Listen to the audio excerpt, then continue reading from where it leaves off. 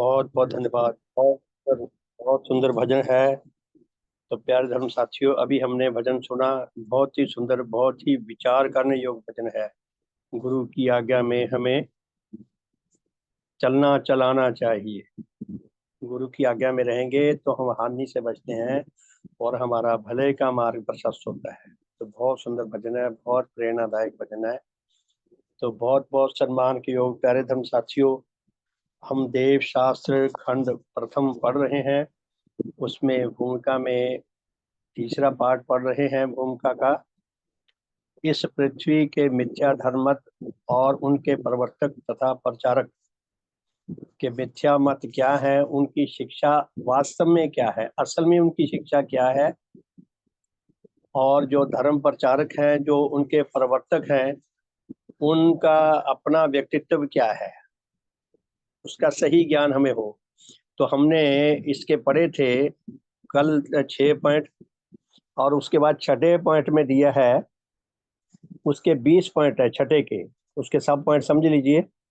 छठे पॉइंट में इसको मैं दोबारा पढ़ता हूँ ताकि हमें बात अच्छी तरह समझ आ सके। छठे पॉइंट में लिखा है, अगर आपने देवशास्त्र खो रखा है तो पेज इसका 15 है, 15, पेज नंबर 15 पे है छठा पॉइंट।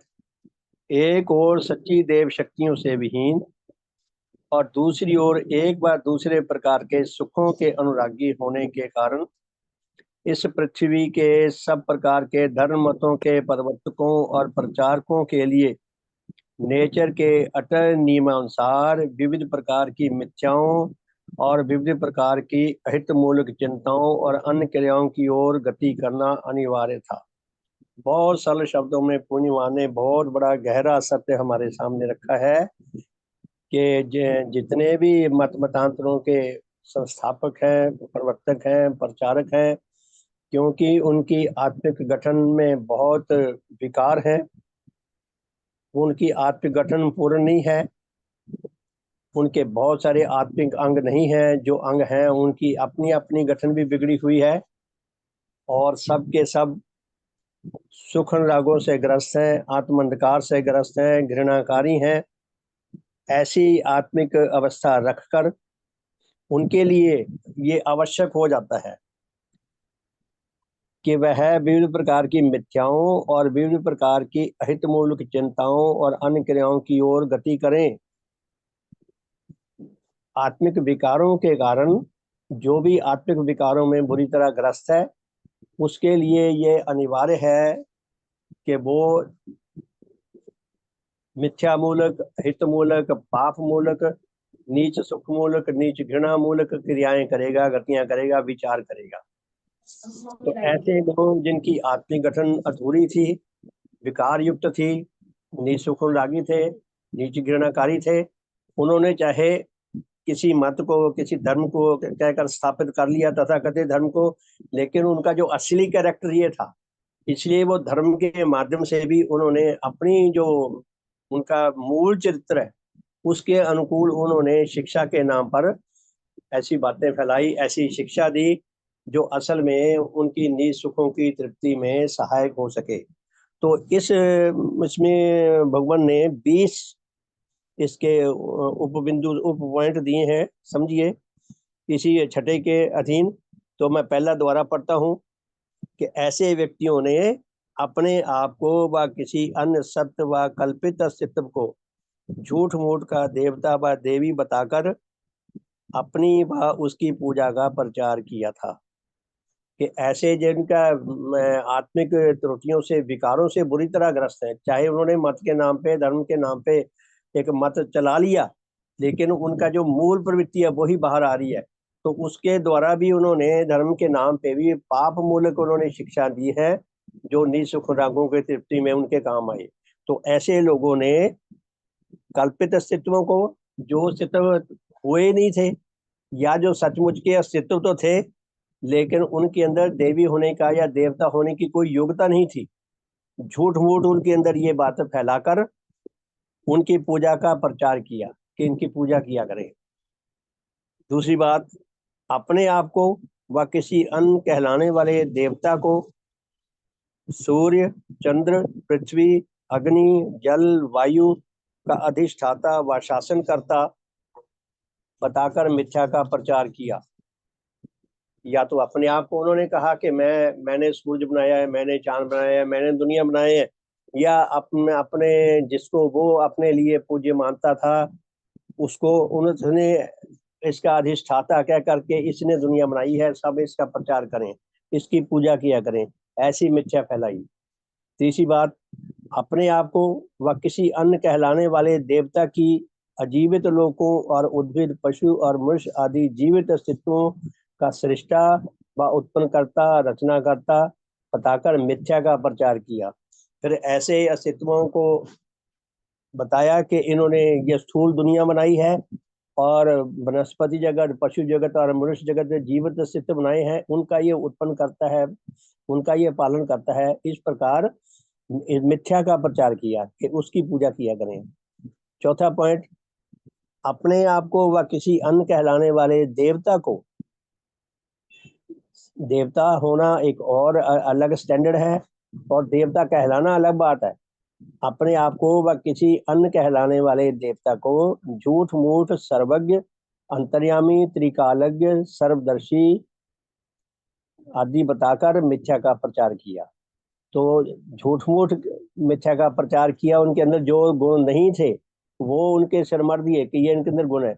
सर्वज्ञ बताया कि ये सर्वज्ञ हैं, सब जगह हैं, जैसे कहते हैं ना कि भगवान कण कण में है, कि सर्वज्ञ है, अंतर्यामी है, ये हमारे अंदर की बात सारी जानते हैं, त्रिकाल यज्ञ हैं, ये तीनों काल की बात जानते हैं, भूतकाल की बात, वर्तमान की और भविष्य की। ये सर्वदर्शी हैं, ये सब कुछ इनको सत्य दिखाई देता है, अभी क्या हो रहा है, क्या होना है। तो ऐसा बताकर मिथ्या का प्रचार किया। प्यारे धर्म साथियों, भगवान ने जो शिक्षा दी है धर्म की, नेचर के कंस्ट्रक्शन को सामने रखकर, तो भगवान ने हमें ये कृपा की है समझाने के कि नेचर क्या है, इसकी कार्यशैली क्या है, इसकी कार्यशैली में कौन कितना बड़ा अस्तित्व है, कौन कितनी अपनी हैसियत रखता है।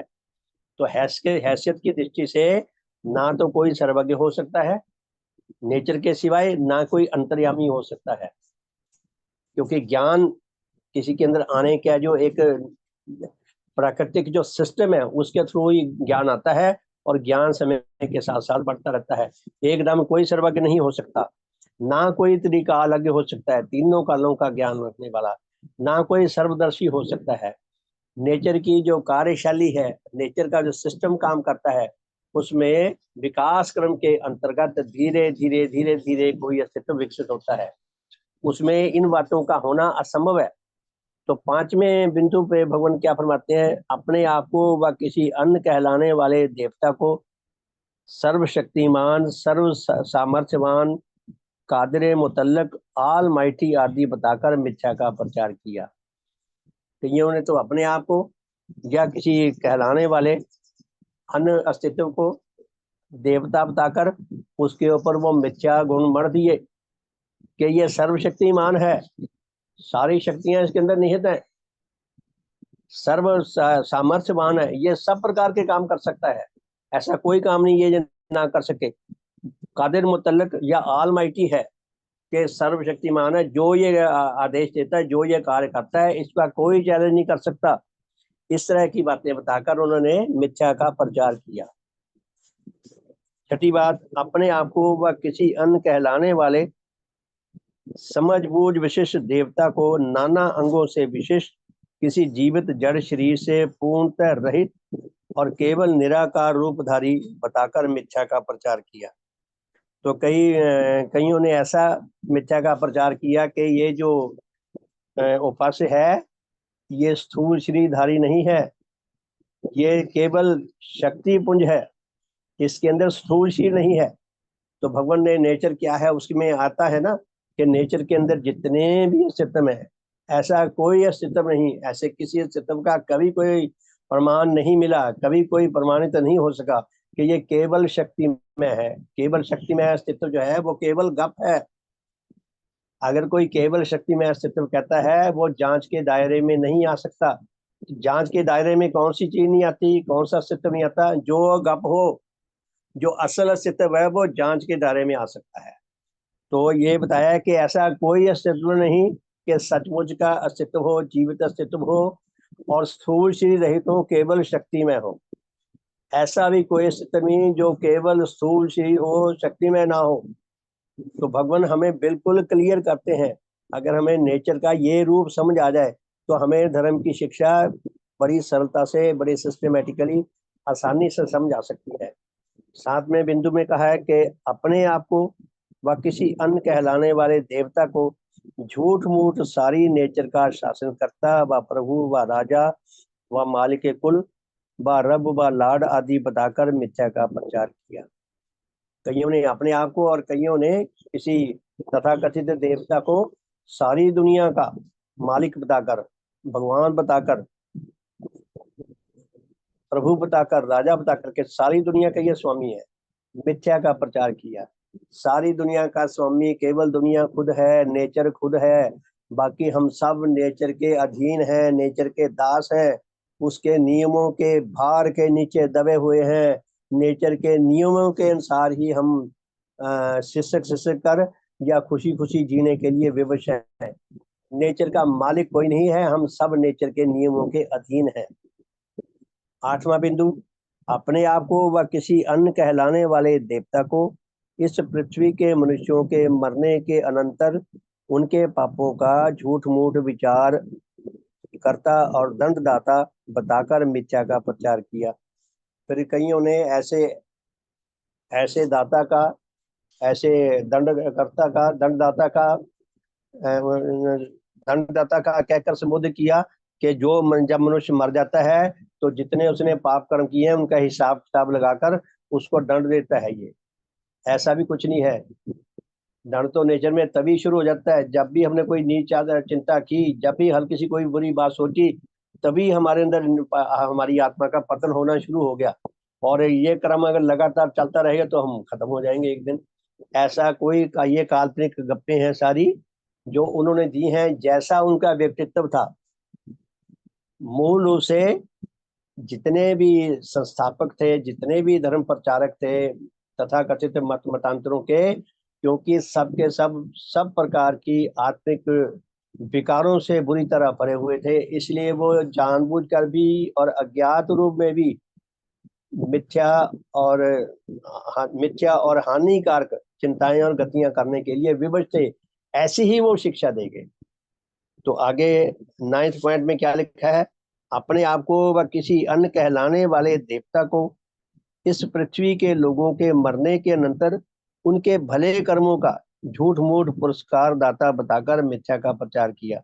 8वें में था कि मरने के बाद उनके पाप कर्मों का दंड देने वाला, और 9वें में जिन्होंने अच्छे कर्म किए थे उनको उनके अच्छे कर्म का पुरस्कार देने वाला बताकर मिथ्या का प्रचार किया। अर्थात दुनिया में ऐसा कोई नहीं है जो मरने के बाद हमें दंड दे, ऐसा भी कोई नहीं है जो मरने के बाद हमें पुरस्कार दे हमारे अच्छे कर्मों का। नेचर की अपनी व्यवस्था में ही हमें दंड मिलेगा, हमें पुरस्कार मिलेगा। तो 10वें बिंदु में लिखा है, अपने आप को व किसी अन्य कहलाने वाले देवता को लोगों के पापों का दंडदाता बताकर उनके दंड भोगने के लिए कल्पित दुखों के भरपूर विविध प्रकार के मिथ्या नरकों व दोषक आदि का प्रचार किया। तो 10वें बिंदु में ये कहा है कि ऐसा ऐसा देवता है जिसने नरक पैदा किया, नरक बनाया, ताकि पापी लोगों को वहां पे दंडित किया जा सके, सजा दी जा सके। 11वें बिंदु पे हमने 12 पढ़े थे कल तक। 11वें में अपने आप को वह किसी अन्य कहलाने वाले देवता को इस पृथ्वी के लोगों के मरने के अनंतर उनके भले कर्मों का पुरस्कार व फलदाता बताकर उनके फलों के पाने के लिए कल्पित सुखों के से भरपूर विभिन्न प्रकार के स्वर्गों व वैकुंठ बताया गया कि अच्छे कर्म करने वाले, पुण्य कर्म करने वालों को मरने के बाद जहां फल मिलने हैं उस स्थान का नाम स्वर्ग है, जो हमारे देवता ने बनाया है। अर्थात ना तो कोई दंड दे सकता है, ना कोई कुछ फल दे सकता है, ना कोई ऐसा नरक है जिसमें हमें ऐसे भयानक दंड मिलेंगे, ना कोई ऐसा स्वर्ग है जहां हमें ऐसे उच्च फल मिलेंगे।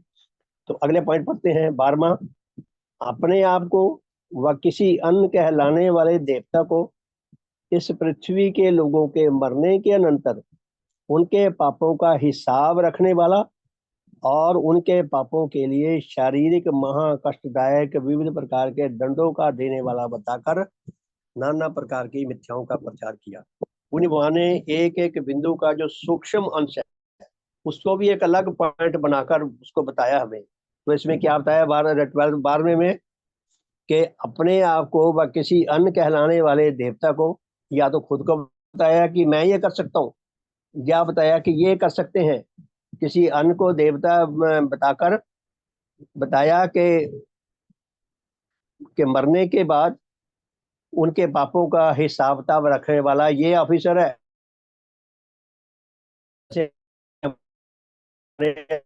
ऑफिसर होते हैं ना विभागों में, ऑफिसर होते हैं और खास किस्म का काम होता है, वो वही काम करता है अपना जो उसको असाइन किया जाता है। तो ये बताया कि ये मरने के बाद उनके जीवन के हिसाब किताब की जो लेखा जोखा वो ये अपने पास रखता है। 13वां पॉइंट, लोगों को उनके मरने के अनंतर एक और कल्पित दुखों से पूर्ण किसी कल्पित नरक के दुखों के बचाने व मोक्ष देने और दूसरी ओर कल्पित सुखों से भरपूर किसी कल्पित स्वर्ग व लोक व धाम में स्थान देने के नाम से मोक्ष विषयक नाना प्रकार की मिथ्याओं का प्रचार किया। तो इसमें पॉइंट में दिया है कि लोगों को मरने के बाद उनको कल्पित दुखों से मुक्ति देने के लिए उनके लिए कल्पित सुखों से भरपूर किसी कल्पित स्वर्ग व लोक व धाम में स्थान देने के नाम पर मिथ्या गप्पों का प्रचार किया। तो प्यारे धर्म साथियों, मैं आज कर रहा था कि जो हमने ये छठा पॉइंट पढ़ा है, ये छठे पॉइंट के सब पॉइंट्स हैं 20 के कैसी कैसी धर्म के नाम पर झूठी शिक्षा का प्रचार किया गया। बातें तो बहुत होंगी, हजारों होंगी, लेकिन भगवान ने हमें थोड़ा, ताकि हमें इतना समझ आ जाए कि हमारे अंदर कोई किसी किस्म की शंका ना रहे। तो धर्म को लेकर भी कैसी कैसी बातें कही हैं जो गप है, जो झूठ है। तो 14वीं बात, बुरे और भले कर्मों के फलों के पाने के लिए कल्पित नरकों और स्वर्गों के भिन्न मरने के अनंतर भी फिर इसी पृथ्वी में मनुष्य व पशु व वृक्ष व पत्थर आदि बनकर जन्म लेने अथवा पुनर्जन्म पाने की पूर्णतः मिथ्या शिक्षा का प्रचार किया था। ये प्रचार किया गया कि मरने के बाद आपका पुनर्जन्म होगा, अलग अलग योनियों में होगा, इस प्रकार का मिथ्या का प्रचार किया गया।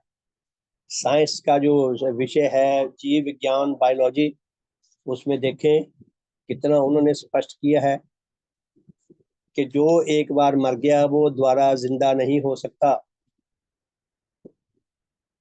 जीव के पैदा होने के पीछे नेचर का लाखों करोड़ों साल का संग्राम और लाखों करोड़ों साल का इतिहास छुपा हुआ है सब जीवों के पीछे। ऐसा कोई जीव नहीं है जो मर मर के द्वारा जीवित होता जाए। जीव विज्ञान जो है, जो जीव विज्ञान का कुछ भी अंश समझता है, उसकी वर्किंग समझता है, उसकी नियमावली को समझता है, उसे ये बात आसानी से समझ आ सकती है, विश्वास हो सकता है कि जो जीव 100% मर गया, इट मीन उसकी बॉडी के सारे सेल्स मर गए। पुनर्जन्म देने का क्या अर्थ हुआ कि या तो वो नए सेल्स लाए, यहाँ से करोड़ों सेल कहीं से इकट्ठे करें, या उन्हीं सेल के अंदर प्राण फूके। तो ये नेचर में संभव नहीं है। नेचर उल्टा नहीं चलती किसी को जीवित करने के लिए।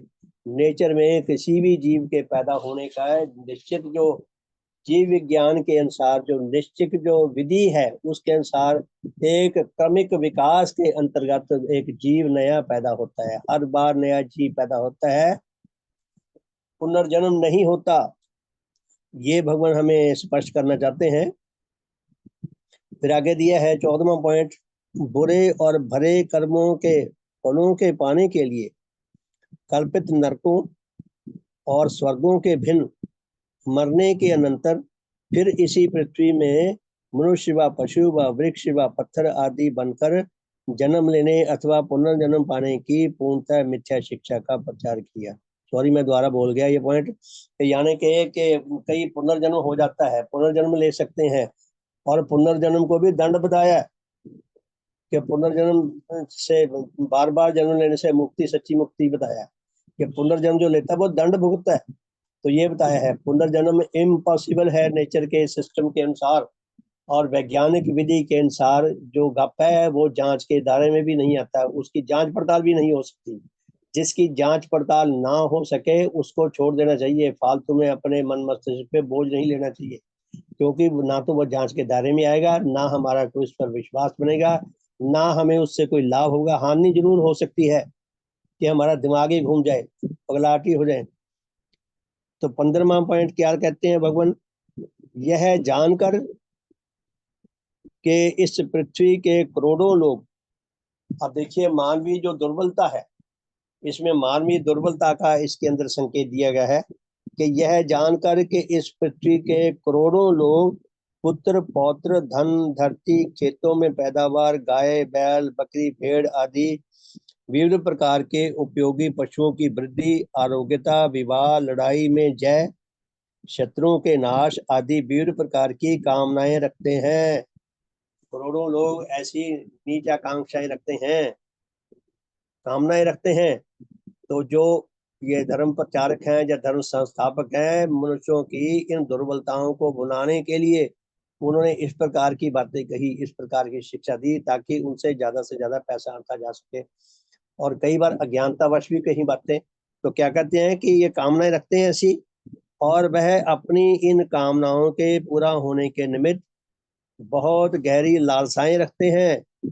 उन्हें अपना अंधविश्वासी व अनुगत बनाने के लिए नेचर के अटल नियमों के विरुद्ध अपने आप को झूठ मूठ उनकी ऐसी नाना प्रकार की कामनाओं व मुरादों का पूर्ण करता बताकर मिथ्या का प्रचार किया। तो कई ऐसा प्रचार करते हैं कि हमारे पास आओ, तुम्हारी सारी समस्याएं दूर हो जाएंगी। प्यारे धर्म साथियों,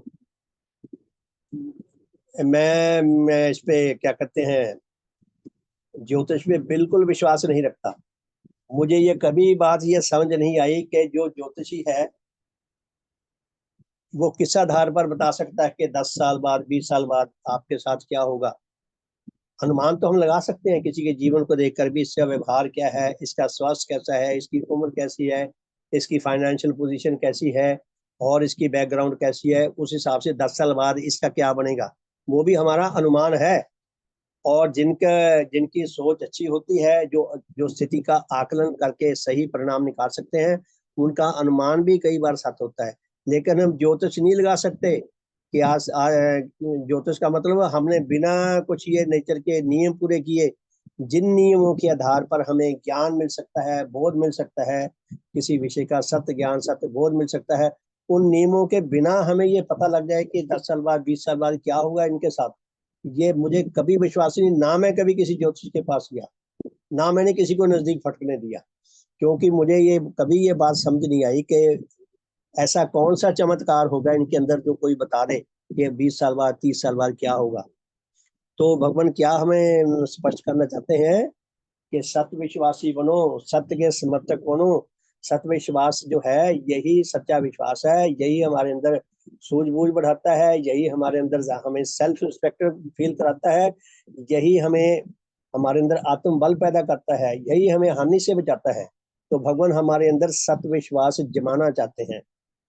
16वां पॉइंट, यह जानकर कि इस पृथ्वी के करोड़ों लोग अपने अपने पारिवारिक जनों, अपने संतान, अपने धन व माल आदि के संबंध में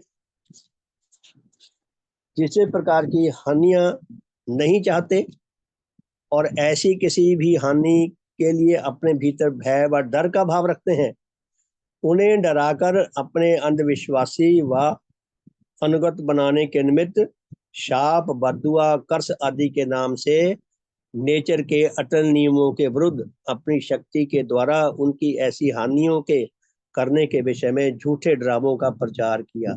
ऐसी ऐसी शिक्षा दी। हमारी हिंदू माइथोलॉजी में कितना है, कोई ऋषि ने किसी देवता ने गुस्से में आकर शराब दे दिया, शराब यानी कि उसको बद्दुआ दे दी, जा तेरा ये हानि हो जाए, तेरी ये हानि हो जाए। नेचर में हर काम के पूरा होने के अटल विधियां हैं, अटल नियम हैं, अटल घटनाएं हैं, जिनके आधार पर ये सत्य से हम वाकिफ हो सकते हैं। किसी के श्राप देने से किसी का कुछ नहीं बिगड़ता। अगर उसके अंदर उस घटना के हानि के नियम पूरे होंगे तो हानि होगी, अगर नियम नहीं पूरे होंगे तो हानि बिल्कुल नहीं होगी। तो जो ये मिथ्या का प्रचार किया है श्राप के नाम पे, अपने अनुगत बना के रखने के लिए, अपने चिल्ले बना के रखने के लिए, उनको गांठ के रखने के लिए, उनसे रुपया पैसा माल असबाब झाड़ने के लिए, ऐसा भी पाप कर्म किए गए। तो 17वां बिंदु भगवान क्या फरमाते हैं? अपनी महिमा के संबंध में लोगों को अंधविश्वासी बनाने के लिए नेचर के सत्य और अटल नियमों के विरुद्ध अपने भीतर नाना प्रकार की अलौकिक क्रियाओं व करामातों व मोजलों व मिराकलों के दिखाने की शक्ति रखने के संबंध में मिथ्या गप्पों और मिथ्या कहानियों का प्रचार किया। कई ऐसे हैं जो नेचर के नियमों के विरुद्ध ऐसे ऐसे चमत्कार करके दिखाते हैं ताकि लोग उनके भक्त बन जाएं। नेचर में चमत्कार नाम की कोई चीज नहीं है। हर घटना किसी अटल नियम के अनुकूल होती है, नियम के अनुसार होती है। भगवान देवात्मा के रूप में देवात्मा धरती पे आविर्भूत हुए। अगर वास्तव में देखा जाए तो नेचर का यह कोई चमत्कार नहीं है। नेचर का जो विकास क्रम है, जो उच्च परिवर्तन विश्वव्यापी अटल नियम है, और इस धरा पर जीव के पैदा होने के लिए जो अनुकूल वातावरण और अनुकूल सामग्री है, उसकी देर है कि धीरे धीरे इस धरती पे जीव पैदा हुआ और धीरे धीरे उच्च परिवर्तन विश्व विकास क्रम के क्रमिक क्रम क्रम से विकसित होते जाते जाते भगवान देवात्मा आविर्भूत हुए। भगवान देवात्मा का आविर्भूत होना नेचर के नियमों के अनुसार कोई चमत्कार नहीं है। चमत्कार में क्या करते हैं चमत्कार दिखाने वाले? ये अक्लमंद, जो ज्यादा अक्लमंद हैं, वो अपनी बुद्धि से कमजोर बुद्धि वालों को मूर्ख बनाते हैं। वो बीच में ऐसी बात छुपा लेते हैं जो उनको दिखे ना तो ऐसा लगता है ये चमत्कार कर दिया। तो चमत्कार, अगर कोई सच्चा चमत्कार देवात्मा ने किया है, ये चमत्कार संभव है। जो सच्चा चमत्कार है, जो अटल नियमों के अनुसार भगवान ने घटनाएं पैदा करके दिखाई है, पैदा हो रही हैं, उसकी भगवान हमें शिक्षा देते हैं। असल में भगवान चाहते हैं कि हम सत्य और शुभ के पक्षपाती बने। नेचर में शुभ कर घटनाओं के लिए भी व्यवस्था है, नियम है, व्यवस्था है, हालात हैं, और सत्य के लिए भी। तो हम सत्य के विश्वासी बने, शुभ के विश्वासी बने। यदि हम अनुरागी ना भी बन सकें तो हम भगवान देवात्मा के सच्चे विश्वासी बने, सच्चे उनके वफादार बने, उनके अनुरागी बनने का प्रयास करें, और सत्य और शुभ का अपनी योग्यता के अनुसार, अपने सामर्थ्य के अनुसार अधिक से अधिक हम सत्य का और शुभ का साथ दें, तो धीरे धीरे हमारा मार्ग खुलता जाएगा। तो भगवान हमें सत्य और शुभ का पक्षपाती बनाना चाहते हैं। हमारे अंदर से जो झूठ और बुराई का बैठा है ना, नस्ल दर नस्ल हमारे अंदर ये रोग, इनको निकालना चाहते हैं। हमें शुद्ध पवित्र आत्मा बनाना चाहते हैं ताकि उनके वह अपना धर्म दान देकर हमें सच्चे अर्थों में धर्मवान बना सकें। तो हमने ये 17वां पढ़ा पॉइंट, अपनी महिमा के संबंध में लोगों को अपना अंधविश्वासी बनाने के लिए वो तरह तरह के नाटक करते हैं। झूठे नाटक करके, झूठे जादूगरी दिखा के प्रभावित करना चाहते हैं।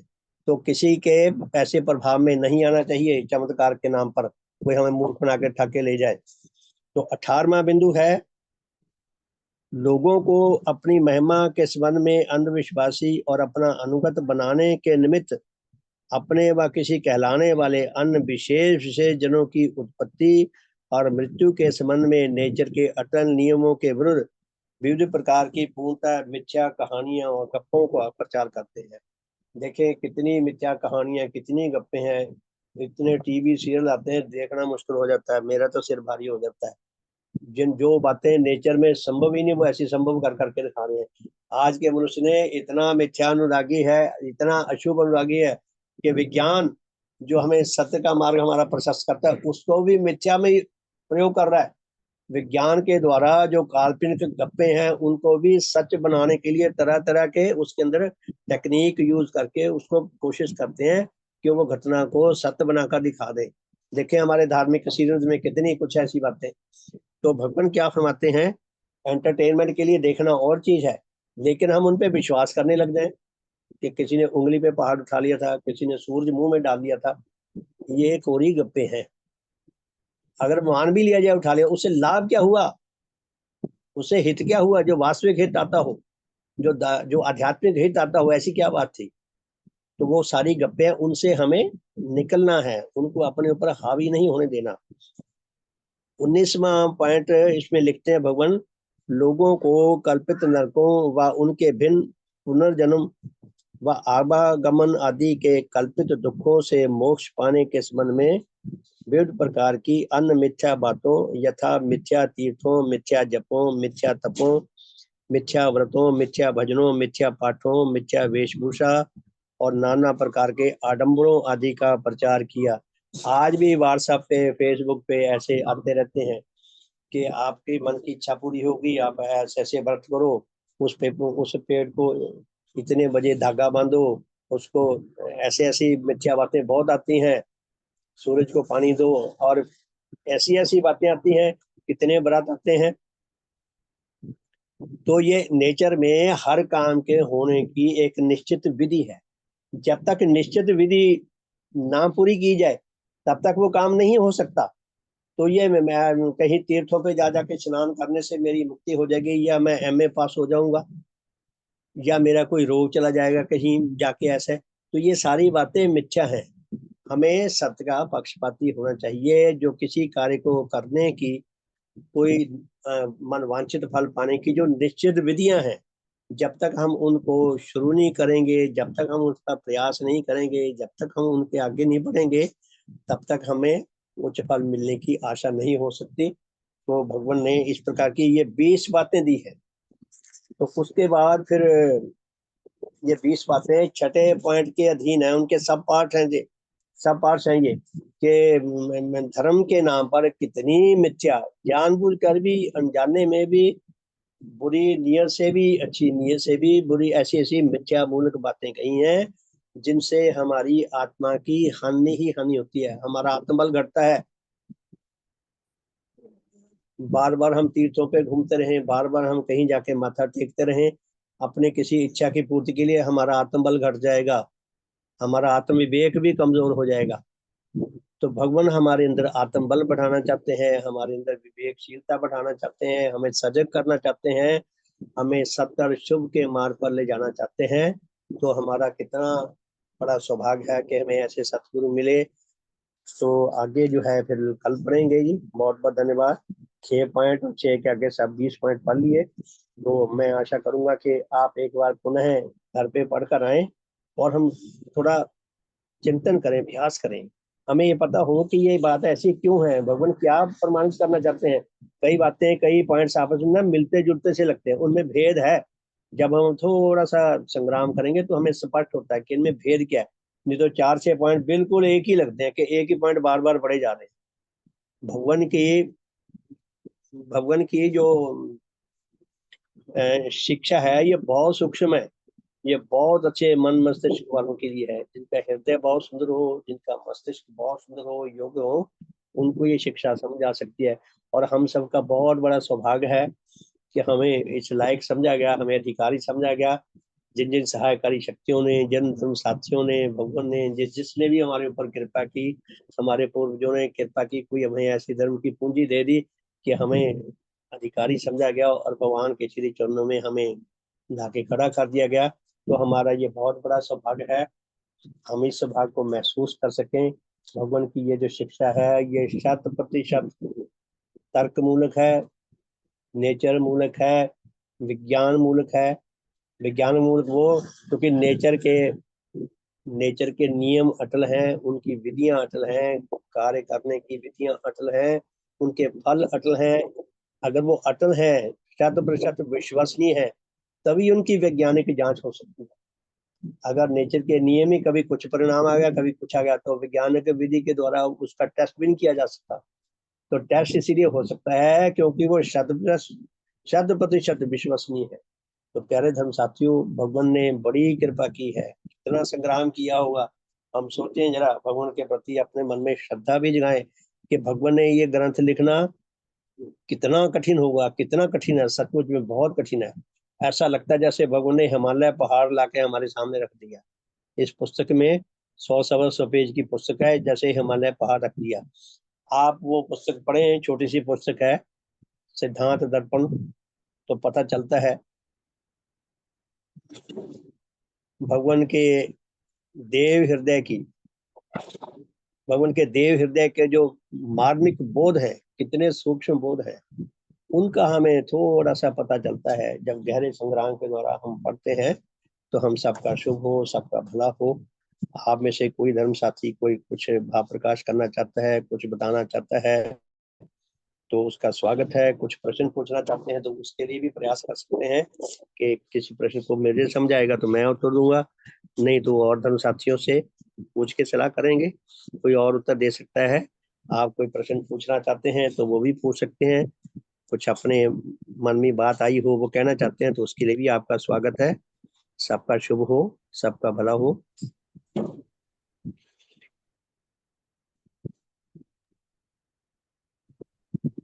शुभ हो। शुभ हो जी, शुभ हो स्वतंत्र जी आपका।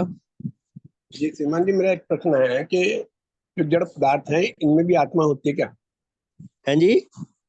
जड़ पदार्थ है, जड़ पदार्थों में भी आत्मा हाँ जी, होती हाँ है जी। क्या? जड़ पदार्थों में बेजान शक्ति होती है श्रीमान जी, वो तो भगवान की शिक्षा है। हाँ जी, आत्मा तो का वो एक मतलब जीवन शक्ति हो, संवेदनशीलता हो जिसके अंदर।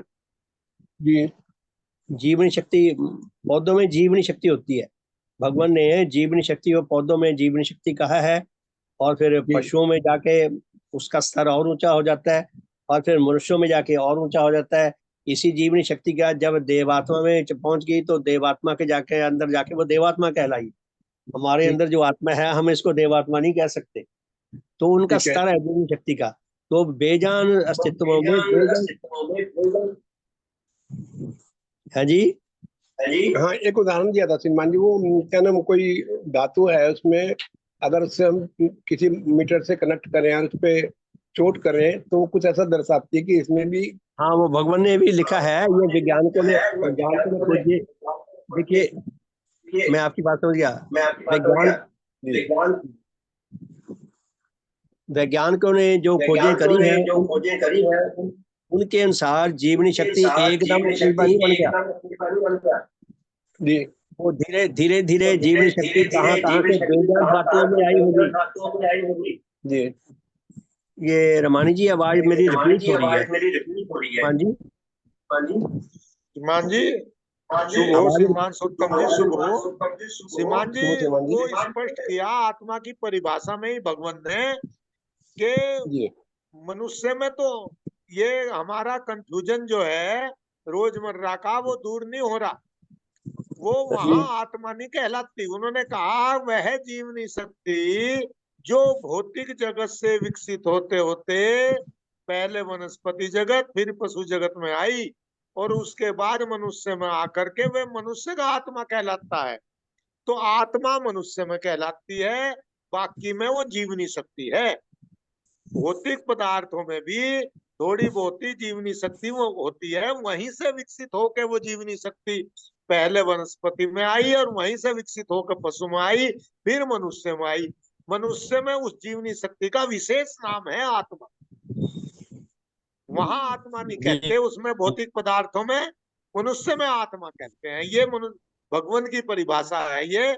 और कहाँ कहाँ के उसमें हम कंफ्यूजन रहे डेली में, वही हमारे दिमाग में बैठा हुआ आत्मा आत्मा आत्मा। तो वो आत्मा वहां नहीं है, वो आत्मा मनुष्य में आत्मा है और मैं जीव नहीं सकता। ये स्पष्ट हो जाना चाहिए हमें, बिल्कुल क्लियर, कोई कंफ्यूजन नहीं रखना चाहिए हमें। तो शक्ति और जीवनी शक्ति दोनों अलग अलग हुए, शक्ति का ही रूप वो है नहीं, ना। शक्ति वहां जीवनी शक्ति कहते, केवल शब्दों की परिभाषा का अंतर है। किसी चीज की परिभाषा देने के लिए शब्दों का भी उचित चयन करना पड़ता है। आप फिर कंफ्यूजन में हैं कि वो जीवनी, वहां उन्होंने कहा कि वो जीवनी शक्ति मनुष्य में है तो वो जीवनी शक्ति ही, मगर यहाँ उसे आत्मा कहते हैं मनुष्य में, वहां आत्मा नहीं कहते। इतनी सी बात समझ लो, छोटी सी। वहां जीवनी शक्ति है, मनुष्य में भी वो जीवनी शक्ति है, मगर उसे विशेष नाम आत्मा दे दिया मनुष्य के अंदर है जीवनी शक्ति। हाँ, मतलब उसकी गठन जो है वो सूक्ष्म है ना। इसमें जब थोड़ा जब हाँ। आदमी की जो आत्मा है इसकी एक गठन होगी, कुछ चीजें इसमें तो और उसे जोड़नी है। आत्मा नाम दे दिया, मनुष्य के अंदर है वह जीवनी शक्ति। वो ऐसा नहीं उसमें कंफ्यूजन कुछ नहीं होना चाहिए।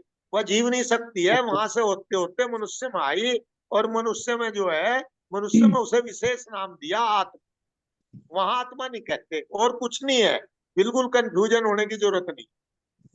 ठीक है सर। श्रीमान जी, जैसे देखिए गंगा गंगा जहां से निकलती है वहां से पतली सी धार होती है, वो धीरे धीरे जो जो आगे बढ़ती जाती है, इधर उधर से और धाराएं उससे मिलती जाती हैं, और जब बंगाल की खाड़ी में गिरती है कि महासमुद्र लगती है गंगा भी। वहां भी श्रीमान जी गंगा नहीं कहलाती, वो भागीरथी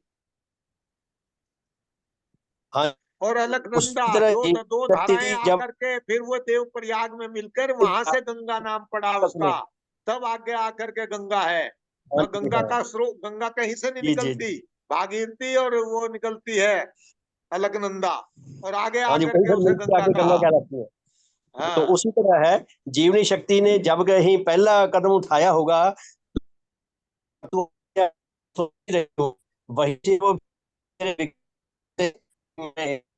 सेल का जीव बना, अमीबा बना, या कैसे ये क्रम है, ये हमारा विषय भी नहीं है इतना गहराई में जाना। हमें मूल रूप से जो इस शिक्षा से समझना हाँ, है वहाँ कि हमारी आत्मा का भला कैसे हो सकता है। श्रीमान जी वहां जाएंगे तो हमें भटकाव आ अपनी आत्मा जाएगा। के, तो जो विषय चल रहा उस हाँ, विषय पे निकल निकल उठते कंसंट्रेट रहेंगे। करके हम चले, हाँ, और इधर उधर अपने भटकेंगे तो भटकाव। इसीलिए मैं उस दिन कह रहा था कि वो जो उसमें आगे गुरु महाराज के और उसमें और दूसरे वहां गए तो वो भटकाव आ जाएगा। हमें दूसरों से कुछ नहीं हाँ, लेना, और हमें अपनी बात का स्पष्ट करनी उसे बात को। हमें मूल मूल रूप से ये समझना है कि नेचर से हमारा उद्गम है, नेचर में हाँ, ही हमारा समावेश है। हम ये हुए और हमारे लिए दो मार्ग हैं, एक विनाश की ओर जाने वाला, एक विकास की ओर। हमें हमारे अंदर से कंफ्यूजन निकल जाए भी, हम कहीं तो ना भटकते रहे, एंड में जाके पता चला हम तो किसी और ही जगह चले गए, जाना तो कहीं और था। तो ये हमें थोड़ा स्पष्ट रहे, और हम ज्यादा इसमें मीन मेख में ना पड़े, हमारे लिए यही बेहतर है। नहीं तो हमारा कंफ्यूजन बढ़ता रहेगा। अगर हम ये बातें औरों को बताएंगे ना, वो हमें पागल कर देंगे उल्टे पुल्टे प्रश्न कर करके। हाँ, वही वही वही वही। ये बता, और हाँ, वो श्रीमान जी देख ये लेंगे। सारे हाँ, पॉइंट भगवान ने एक एक चीज को अलग अलग लेके व्याख्या करी। वही चीज हाँ जी, बता हाँ दी, जी, वही फिर दूसरे में बता दी, वही तीसरे में बता दी, मगर वो एक पशु में बता दी, एक मनुष्य के लिए बता दी, एक वो क्या नाम स्वर्ग के लिए बता दी, एक नरक के लिए बता दी। जी जी जी, बात तो वही वो है। हाँ, अलग अलग पॉइंट में अलग अलग बता दी, नहीं तो वो एक पॉइंट में बात हो सके थी कि उनको वो क्या नाम सजा देने के लिए क्या नाम, और मुक्ति देने के लिए, वो एक ही पॉइंट में भी तो बात हो हाँ, जाती। एक ही पॉइंट मगर में वो चारों भगवान चार ने चार अलग पॉइंट अलग एक में अलग करते। अलग बताई कि जी सजा जी, देने के लिए अलग देवता है, और सुख देने के लिए अलग देवता है। वहां की वो देने के लिए वो अलग अलग पॉइंट लेकर चले भगवान। वो जबकि वो एक में ही बात पूरी हो रही थी, तो वो भगवान ने बिल्कुल स्पष्ट करने के लिए एक एक पॉइंट लेकर चले, और वो इतने पॉइंट बन गए कि वो फिर कंफ्यूजन क्रिएट हो जाए। श्रीमान जी, हम बच्चे हैं एलकेजी के, भगवान को एक एक पॉइंट इसलिए दिए तो याद रखें कि इस पॉइंट में ये क्लियर किया, एक पॉइंट में एक ही पॉइंट क्लियर किया, दूसरे में दूसरा क्लियर किया, हमें याद रहे। जब हम अपने मस्तिष्क पे जोर देते हैं, देखते हैं भी दोनों में भेद क्या है, तब जाके हमें धीरे धीरे समझ आने लगती है बात। तो बहुत बहुत धन्यवाद सबका, सबका शुभ हो। श्रीमान जी, श्रीमान हाँ जी जी, शुभ हाँ, हो। शुभ हो श्रीमान जी। शिवोत्तम कुमार जी का क्वेश्चन ये है जो उन्होंने पूछा, मुझे तो ये समझ आया है कि वो कहते हैं कि जड़ पदार्थों में कहते हैं जीवनी शक्ति होती है। उस बात को उनका क्लियर कर दो, बाकी तो पता लगी गया, आत्मा वो तो वगैरह सब क्लियर कुछ हमें कर दिया पता है। अरे संकल्पित, बहन जी वही वो तो तो लिखा क्लियर हुआ किया। है। वो जड़ नहीं, पदार्थों में जीवनी शक्ति नहीं कह रहे, वो आत्मा कह श्रीमान रहे जी, थे। आप भी समझ लो इस चीज को क्लियर कट। नहीं, श्रीमान वो जी, कह रहे थे मुझे जड़ पदार्थों में आत्मा होती है क्या। वो आत्मा बात स्पष्ट मुझे करी कि समझ वहां जीवनी शक्ति कहते हैं, मनुष्य में आत्मा कहते हैं। आप तो वो भी क्लियर आत्मा कर को लो इस चीज को। नहीं, आत्मा तो वो तो मुझे क्लियर है क्वेश्चन पूरा अच्छी तरह से। मैं क्या शायद वो पूछ रहे हैं कि जड़ पदार्थों में होती है शक्ति, कोई ऐसा पूछ रहे थे शायद। हाँ, बिल्कुल मुझे जीवनी शक्ति होती है जड़ पदार्थों, होती वहीं है। से तो विकसित हुई वो। भगवान देवात्मा ने जो लेख लिखा है ना, उसमें जो उनके लेख उपदेश हैं उनमें एक में जिक्र दिया है। और विज्ञान को जब उसके ऊपर रिएक्ट करते हैं, बिजली का करंट छोड़ते हैं, तो वो हिल, जैसे कोई तड़पता है ना, ऐसे हिलती हैं, उसके अंदर लकीरें लकीरें पड़ती हैं, यानी कि वो अपना रिएक्शन शो करती है। हम अपनी जीभ पे एकदम कोई खट्टी चीज लगा के देखे तो ऐसा लगेगा जैसे सारी जीभ के अंदर पानी बाहर आ जाता है, तो नहीं उस तरह श्रीमान रिएक्शन होता है। नहीं, आप बहन जी आत्मा की परिभाषा कोई समझो ना, जो आत्मा की परिभाषा बताई भगवान ने वही मैंने बताई कि हाँ वो जी जीवनी श्रीमान जी, बहुत शक्ति अच्छी जो तरह क्लियर भौतिक है जगत मेरी से बात। विकसित हुई, हाँ जी बिल्कुल वहां क्लियर जीवनी है मुझे शक्ति तो। है, मनुष्य में आत्मा है, बस इतना सा फर्क है, ये दो शब्दों का फर्क है। इसे में क्यों कंफ्यूज हो रहे हैं आप? इसी में अटके हुए यहीं पड़े रहोगे, आगे बढ़ने के ही नहीं। हाँ जी, श्रीमान हाँ जी जी। मुझे बिल्कुल क्लियर है, मैं तो गौतम कुमार जी के क्वेश्चन को दोबारा कह रही नहीं, थी कि वो वो पूछ रहे आत्मा थे। पूछ रहे थे, आप फिर जीवनी शक्ति करके उसे कंफ्यूजन पैदा कर रही। कंफ्यूजन ना पैदा करो, वहां जीवनी शक्ति है, भौतिक पदार्थों में, वनस्पति जगत में, पशु जगत में उसे जीवनी शक्ति कहा, और मनुष्य में उसी जीवनी शक्ति को आत्मा कहा है। वो जीवनी शक्ति मनुष्य में आत्मा कहा, बस इसे इतना दो शब्दों में क्लियर करके खत्म करो ना बात को, क्यों इसे हाँ इतना जी, तूल दे रहे। जी जी जी। तो बहुत बहुत धन्यवाद, सबका शुभ हो, सबका भला हो, सबका बहुत बहुत धन्यवाद जी। फिर रात को मिलेंगे 8:40 पे। सबका शुभ हो, सबका हित हो, सबका मंगल हो, सबका कल्याण हो। भगवान देवात्मा की जय। भगवान देवात्मा की जय। भगवान देवात्मा की जय। भगवान देवात्मा की जय। सबका शुभ हो, सबका भला हो।